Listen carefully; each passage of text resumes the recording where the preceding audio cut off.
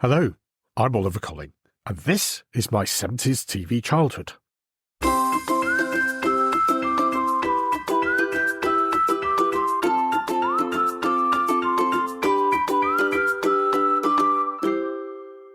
Hello, and welcome back to my 70s TV childhood. We are a podcast which is dedicated to looking back at what it was like to grow up as a child in 1970s Britain, and the special place that television played in our lives back then. So, if you played with Sindy or Action Man, watched the Bay City Rollers in Shang, and wouldn't miss Scooby Doo for anything, then you're in the right place for a bit of nostalgia. We're not millennials or Generation Z, but we do have a story to tell. In fact, aren't we Generation X? I always get a bit confused about which one's which.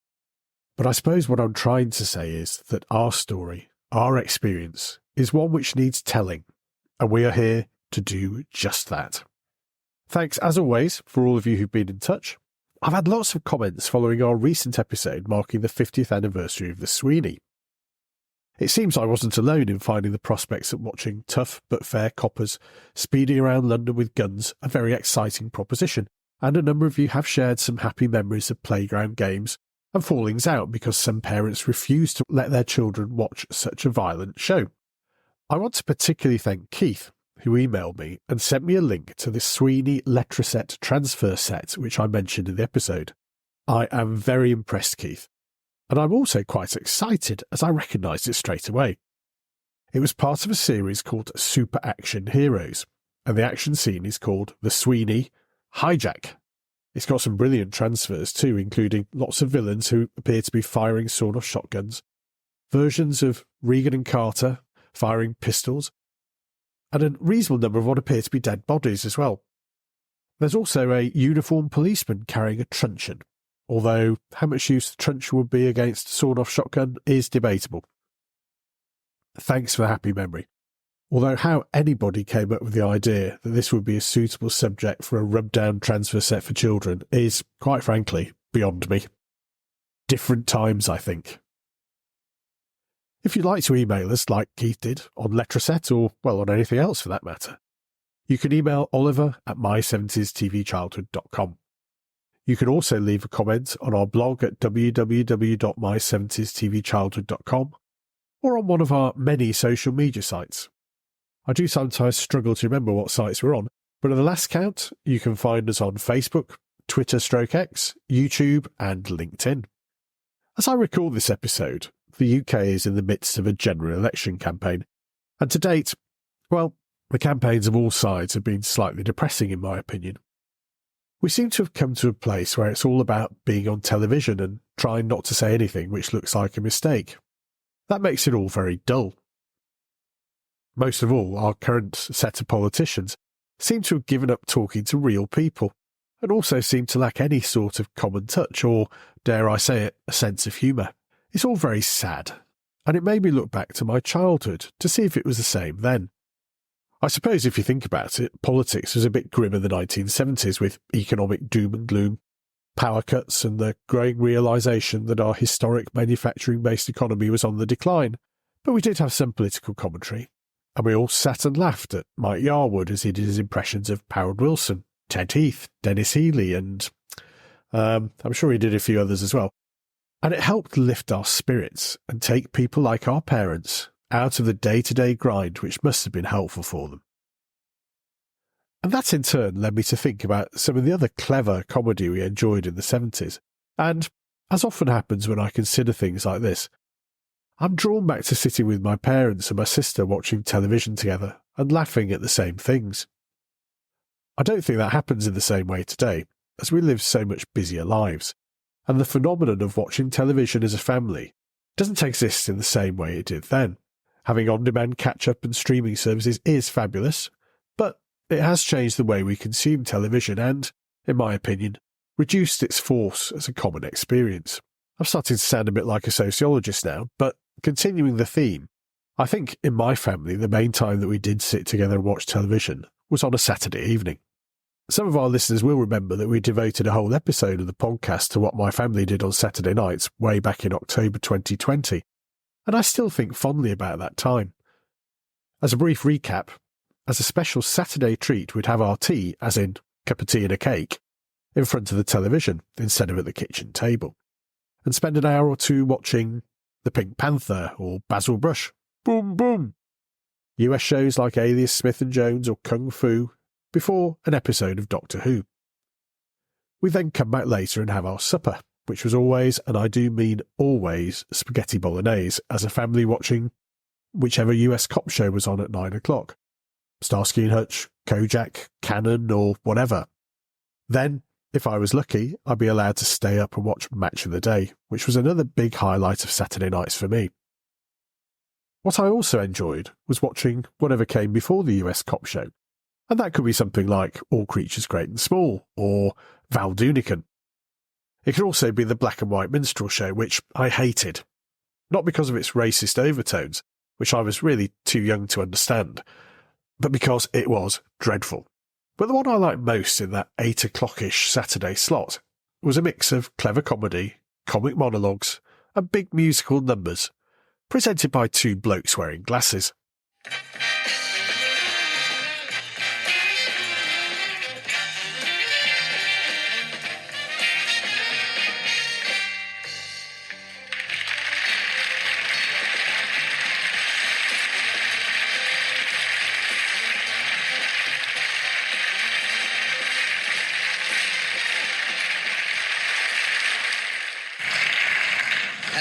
It's nice to be with you, isn't it, Ronnie? Yes, it is. And in a packed programme tonight, we shall be talking to three French film directors, Jacques Tati, Jacques Scruffy, and Jacques Absolutely Falling to Pieces. Then we'll be talking to Mr. Herbert Gudge, who has tattooed the whole of his body with old masters. He has a Botticelli on his chest, a constable under each arm, a Watteau down the back, and a Whistler up the front.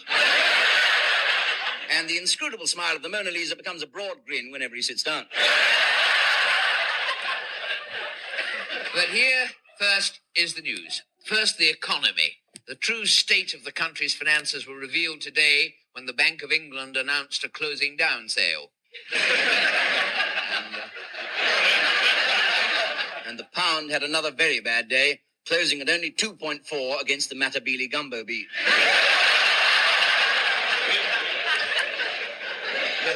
But the Prime Minister said today that the state of the economy was in no way connected with the arrest this morning on Dover Beach of a large group of illegal immigrants who were trying to leave the country.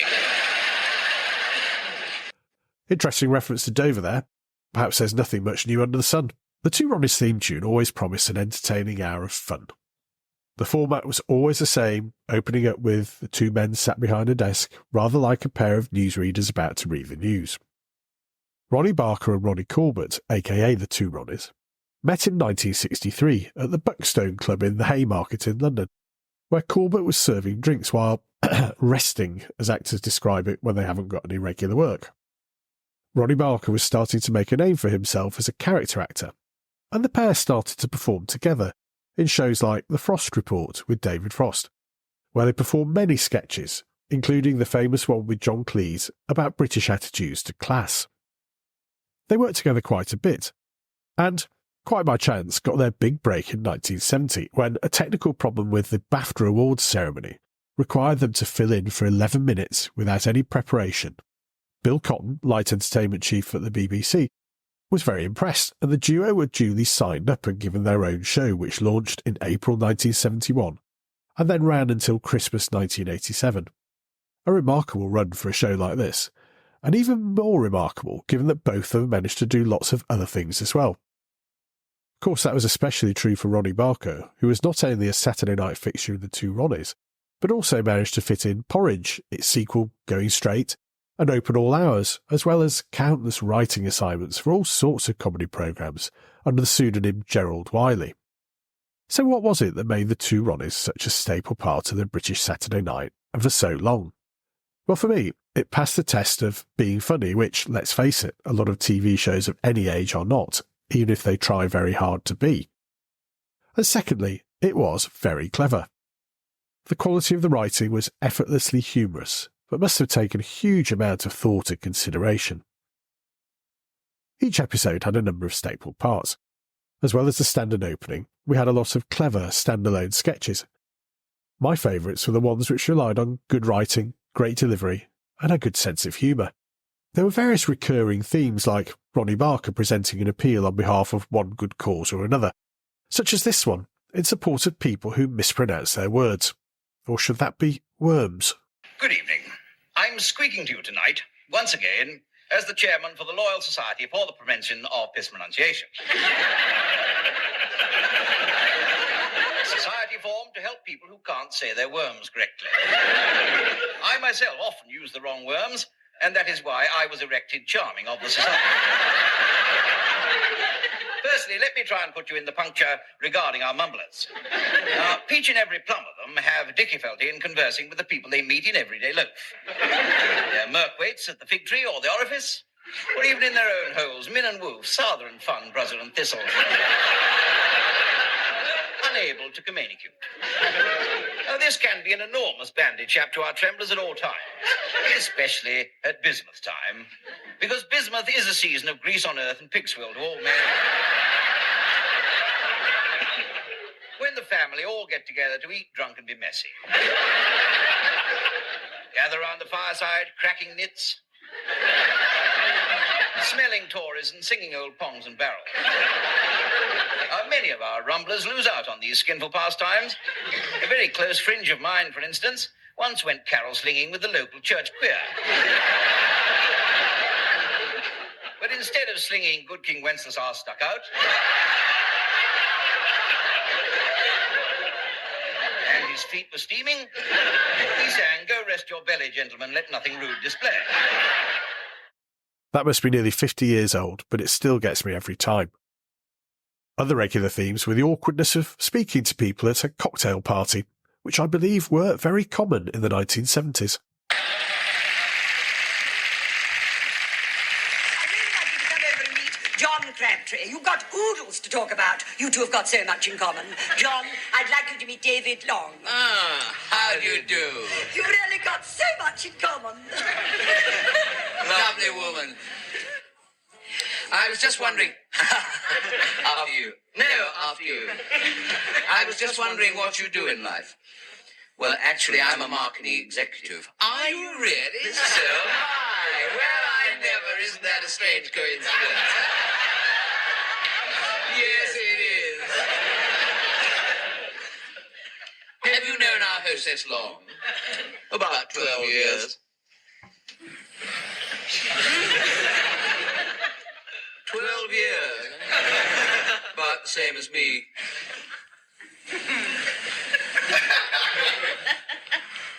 Rather a nice house.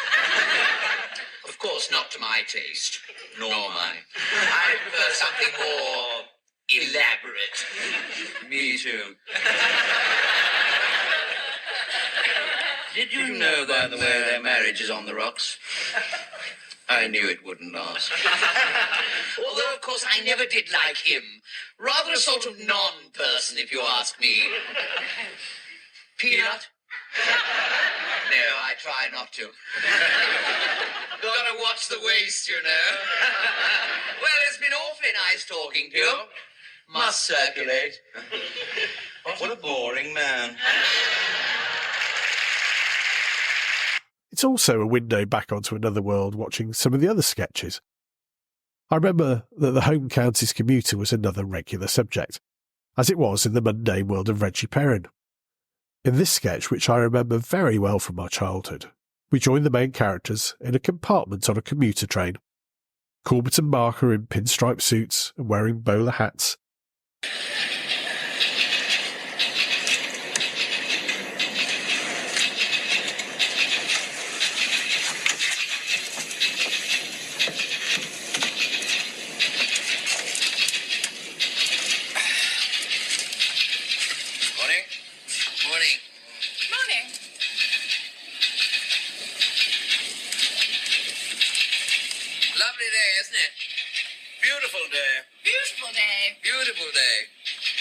Chilly but crisp, frosty but nice. Bracing and bright. Nip in the air, good for the blood. Gives you a glow. Spring in your step, makes you feel good. Top of the world. Warp you on air, dough full of beans. I quite agree.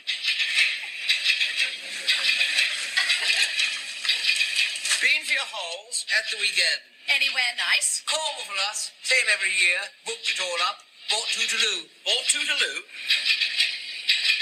Monty for me. Going abroad, fiddle-dee-dee. Fiddle-dee-dee. Fiddle-dee-dee. Seen this bit here? What does it say? Says that a man, age 42, took a young girl back to his flat, gave her some drinks, then she passed out. When she woke up, she was in bed, in the Near East, and nothing else. Know what I mean? Man of the world. Need I say more? Words of the wise. You're a one. Rubbish like that makes me feel sick. Who wants to read that sort of filth? Vicars and scouts, orgies and drugs, bosoms and boots, brazen young bits, flaunting their flesh, showing their thighs, all that they've got. World's in a mess. Going to pot. Sign of the times. God, I feel hot. Think I'll slip off. Have you gone mad? I think he snapped. Gone round the twist. Give us a kiss. Get back, you fool! I want a kiss. Leave her alone.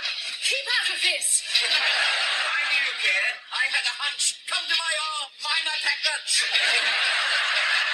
No, not here. Now is the time. I want you now. George, is this wise? I love your lips. I love your eyes. I love your nose. Take me by force. I love your... He's Terry Cross.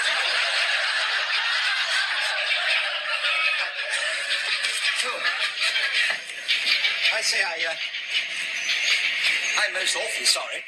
I don't know what came over me. That's quite all right. Say no more about it. Just one of those things. George.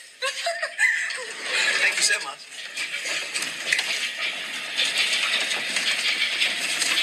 Wouldn't mind, but it's the same thing every day. Once again, it's a far cry from the reality of commuting today. The very fact they all have a seat, for example. And the other common situation featured in the sketches was the ordinary working man. And it was mainly man, I'm afraid. Remember, this was the 1970s after all. The duo never patronised or belittled the workers, but did manage to find incredibly clever humour in the most unlikely ordinary settings, such as a hardware shop. 4 candles. 4 candles.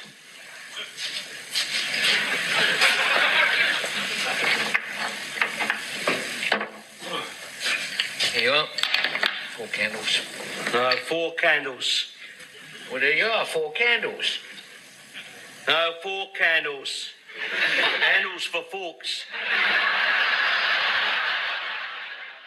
Now, I'm sure most of you remember that one, so I won't repeat it yet again. But what of the other standard elements to the Two Ronnies? There was always a musical number featuring a guest artiste, and the guest was almost inevitably Elaine Page or Barbara Dixon, from what I remember, with the occasional appearance by Swingle 2, the a cappella singing group. In and amongst the sketches and musical items, there was always a moment of calm, some might say boredom, when Ronnie Corbett appeared, sat in a chair on a dark stage to deliver his monologue, which was normally a rambling attempt to tell an old joke with lots of digression, and repeated references to, as I was talking to the producer, etc., as he went on. This evening, I'd like, if I may, to tell you a story about a chap who was cast ashore on a desert island.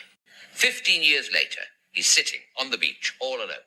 Nothing but sand and the sea and the sky. So one day, he's sitting there on the beach with nothing but his roughly hewn bucket and spade and his 8 gramophone records.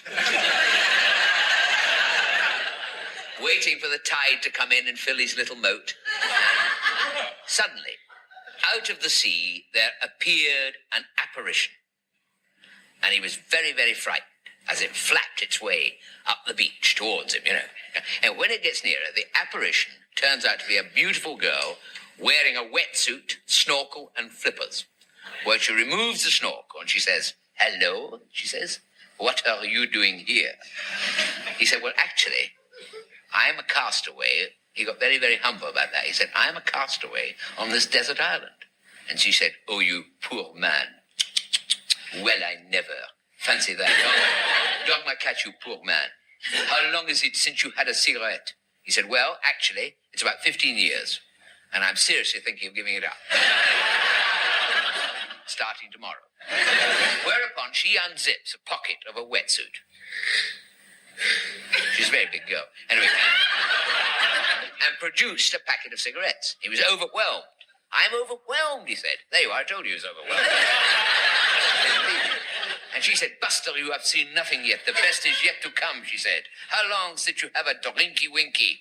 Well, she unzips the other pocket, you see. Produces a flask.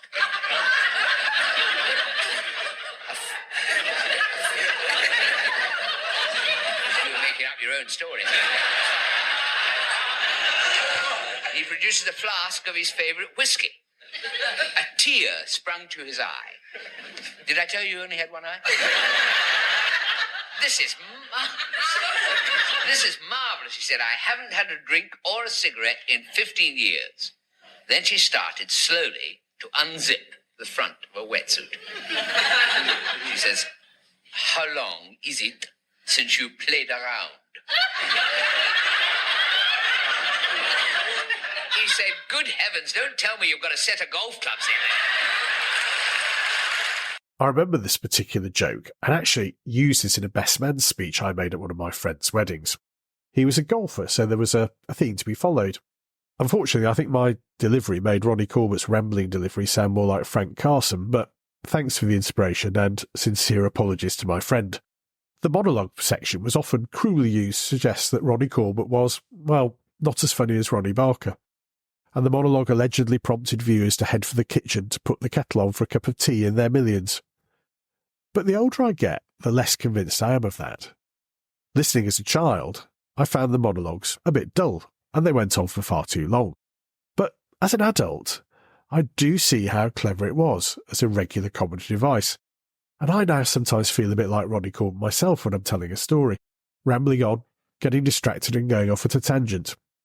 Well, I suppose many of you know this already if you've listened to too many episodes of this podcast. One of my favourite parts of the show was the serial. Throughout each series, there would be a regular episode of a serial, which ran for 13 weeks or however long the series was. There were regular appearances by private detectives Charlie Farley and Piggy Malone, investigating some outrageous mystery or other. And in 1976, we had what was my favourite serial, and one which provoked an outbreak of silliness in the playground, which lasted for, I have to say, at least a year, much to the annoyance of our teachers.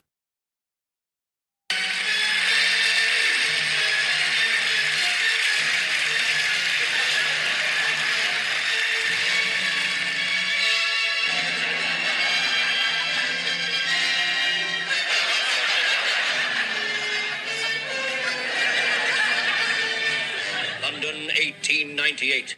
This story starts on the night of Tuesday, October the 3rd.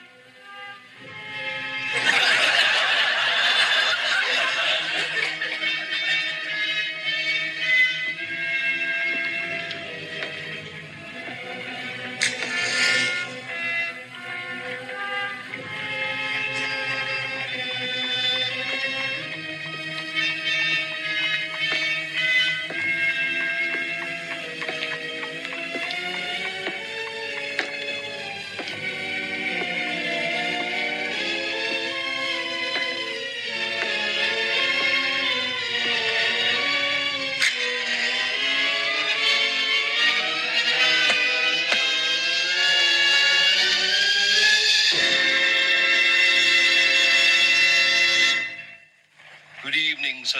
May I assist you? Yes. Is the Prime Minister in? Is there a message I may give to the Prime Minister, sir? Yes. Tell him this.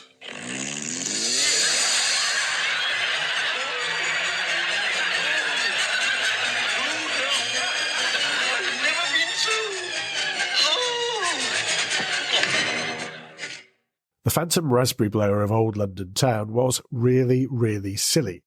And hilarious as well. It was written by Spike Milligan with Ronnie Barker under his pseudonym Gerald Wiley, and was a spoof of the Jack the Ripper terror which struck London in the late 19th century. Instead of murder, the mysterious cloaked phantom raspberry blower blew giant raspberries and terrified the great and the good. As I say, very, very silly. Our teachers despaired as we ran round the playground blowing raspberries at each other, but I suppose it could have been worse, and it all seems very innocent when you look back at some of the things which apparently go on in schools today. It also reminds me of a bad experience I had at the dentist when I was given gas before having some teeth out. Whilst I was under the anaesthetic, I had a nightmare featuring the phantom raspberry blower, so I was not in great shape when I came round, feeling a bit groggy and with several fewer teeth. How on earth did we get in a position where small children were given gas to knock them out for dental work? Does that still happen today? I do hope not. And even just thinking about it now, I can taste and smell that sweet, unpleasant smell as I breathed in the gas. Ah! Without wishing to go too far off subject, I'd love to know if I was the only one who didn't like being gassed at the dentist. So back to the Two Ronnies. On top of the sketches, the monologue, the serial, and the musical guest, we always had a musical finale where Barker and Corbett would sing and dance, normally with a much larger group, and parody all sorts of different situations and characters from British life. We had them as Morris dancers, members of Foxhunt, US country singers Slim Pickman and Polly Parton, yeomen of the guard, policemen, all sorts of other situations. Like the handbell ringing group, the Rochdale Ringers.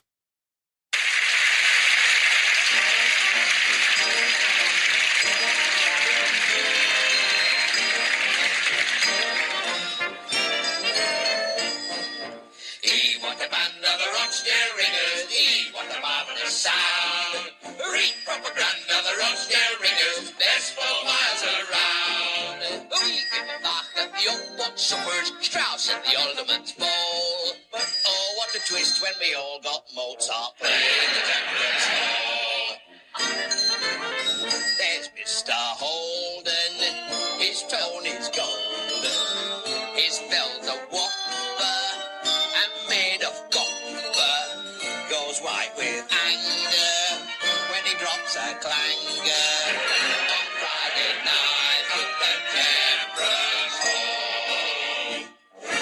He was a band of the Rochdale Ringers, even with champion tie. Read propaganda, the Rochdale Ringers, all black bullied and tried. We ring the change with the bobs and triples, up on the clarion call. But we had trouble, so we down to doubles, playing the Temperance Hall. Looking back, the show packed in a huge amount in about an hour and provided something for everyone in the range of comedy and what I suppose we call light entertainment. It was a hugely professional show, and the input and effort required to produce each series must have been massive, particularly given all the other commitments the two stars of the show had. Like many things the seemingly effortless entertainment provided must have needed some military-scale planning and organisation to bring it to the screen. Now, before we wrap up on the Two Ronnies, I'm going to indulge myself a little by adding in another clip. I know we've had quite a few in this episode, but I do think it's worth it, given how many great and memorable moments this show produced. I hope we've mentioned some of your favourite Two Ronnies moments during the episode, but I think this one from 1979 is one of my favourites.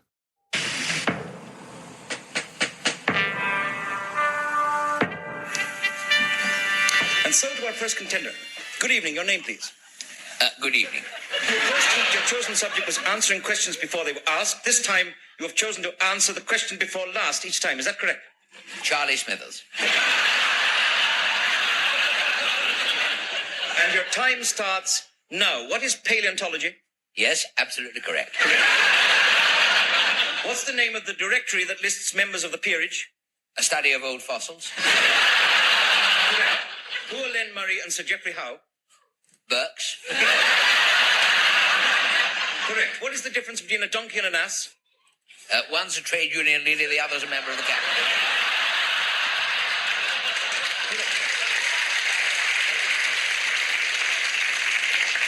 Complete the quotation, to be or not to be.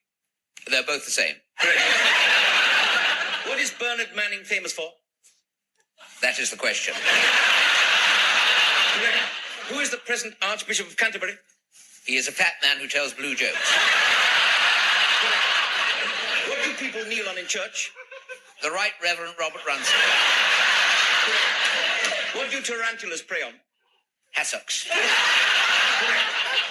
What would you use a ripcord to pull open? Large flies. What sort of a person lived in Bedlam? A parachute. Correct. What is a jockstrap? A nutcase.